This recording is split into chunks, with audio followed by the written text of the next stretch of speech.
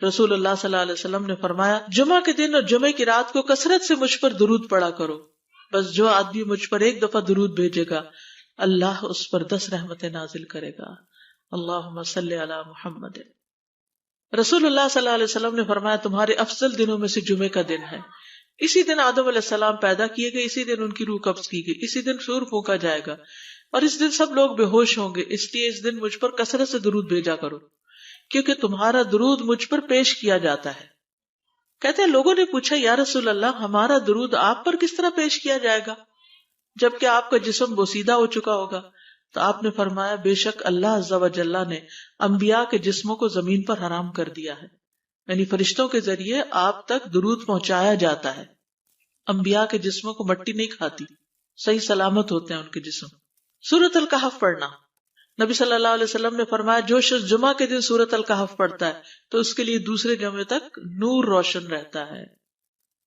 غسل کرنا، ہر بالغ پر جمعہ کے لیے جانا ضروری ہے، اور ہر وہ شخص جس پر جمعہ کے لیے جانا ضروری ہے اس پر غسل ہے، یعنی اس کو لازمی غسل کرنا چاہیے، اللہ یہ کہ کوئی مجبوری ہو۔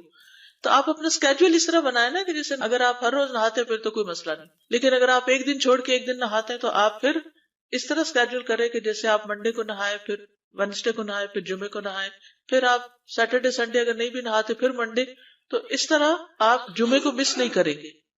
یہ نہیں کہ جمعرات کو نہا کے جمعہ کو چھوڑ دیا یا جمعہ چھوڑ کے ہفتے کو نہائے، ایسا نہیں کرنا چاہیے۔ علماء نے غسل کے حکم کے بارے میں اختلاف کیا، بعض تو کہتے ہیں یہ واجب ہے، یعنی فرض کے درجے میں ہے، اور جمہور علماء یہ کہتے ہیں کہ مستحب ہے، پسندیدہ ہے، افضل عمل ہے۔ حدیث میں آتا ہے جس نے جمعے کے دن وضو کیا اس نے اچھا کیا، اور جس نے غسل کیا تو یہ افضل ہے۔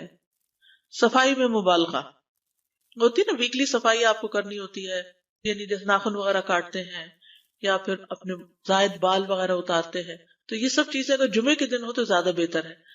نبی صلی اللہ علیہ وسلم نے فرمایا جو شخص جمعے کے دن اچھی طرح غسل کرے، اچھی طرح سنوار کر وضو کرے، اپنے بہترین لباس میں سے پہنے، یعنی جمعے کے دن باقی دنوں کی نسبت اچھا لباس پہنے، اللہ نے اس کی قسمت میں گھر والوں کی جو خوشبو لکھی ہو وہ لگا لے، یعنی گھر میں جو بھی خوشبو ہے، پھر جمعہ پڑھنے آئے تو لغو کام نہ کرے، 2 آدمیوں کے درمیان جدائی نہ کرے، یعنی 2 لوگ بیٹھے ان کے بیچ میں گھس کے بیٹھ جائے۔ اس جمعے اور دوسرے جمعے کے درمیان کے پورے ہفتے کے گناہ معاف کر دیے جاتے ہیں۔ پھر مسواک کرنا، جمعے کی سنتیں بتاتے ہوئے آپ نے فرمایا اور تم پر مسواک کرنا لازم ہے۔ اچھا لباس پہننا، نبی صلی اللہ علیہ وسلم نے فرمایا اگر ممکن ہو تو جمعہ کے لیے اپنے کام کاج کے کپڑوں کے علاوہ 2 کپڑے اور بنا رکھنے میں کیا حرج ہے، اسپیشل ڈریس رکھے جو جمعے کو ہی پہن لے۔ خوشبو لگانا، یعنی خوشبو لگائے، حدیث میں آتا ہے چاہے وہ عورت کی خوشبو سے ہو، یعنی آپ کی اپنی نہیں، بیوی کی خوشبو پڑی ہو وہی لگا لو، لیکن لگاؤ۔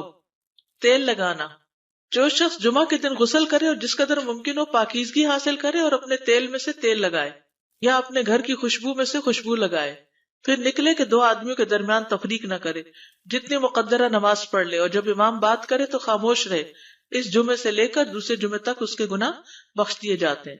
جمعہ کا وقت، سورج ڈھلتے ہی جمعہ پڑھنا، سورج ڈھلتے ہی جمعہ پڑھنا، اول وقت جمعہ پڑھنا، بہت لیٹ نہیں کرنا چاہیے۔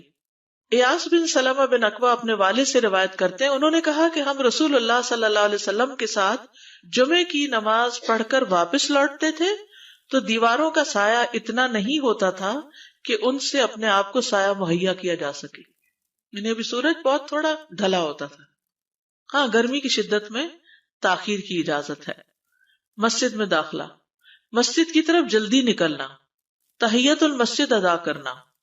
عمرو بن دینار کہتے ہیں انہوں نے جابر رضی اللہ عنہ کو کہتے ہوئے سنا کہ ایک شخص جمعہ کے دن مسجد میں داخل ہوا اس حال میں کہ نبی صلی اللہ علیہ وسلم خطبہ دے رہے تھے، تو آپ نے فرمایا کیا تم نے نماز پڑھی؟ اس نے کہا نہیں، تو آپ نے فرمایا کھڑے ہو 2 رکعتیں پڑھو۔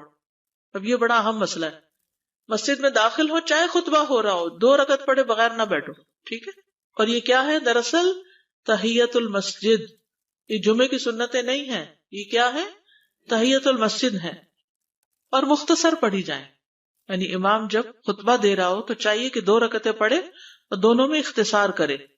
نماز سے قبل ہلکا بنانے کی ممانعت، مثلا آپ جلدی چلے گئے تو یہ نہیں کہ ایک گروپ بنا کے آپس میں گپ شپ شروع کر دیں، نہیں، سیدھے ہی لائنوں میں بیٹھیے۔